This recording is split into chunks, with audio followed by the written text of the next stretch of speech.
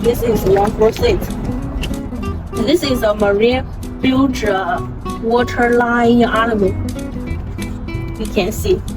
This is this kind of type. Also have a connection for this element to fix. It is also can choose the voltage, and this is the power. You just need to press it.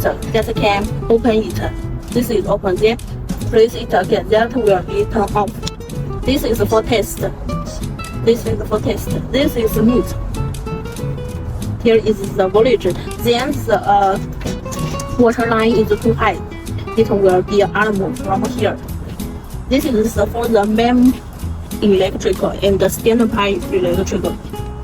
Then we'll have the light here, and we also have the sensor here and the hub. Just need to connect them. Then you will show them details and can do it. It is also very easy to operate. If you are worried about how I can install it, please do not worry. We also can show you the video how to install it. You can see also have this one for connection.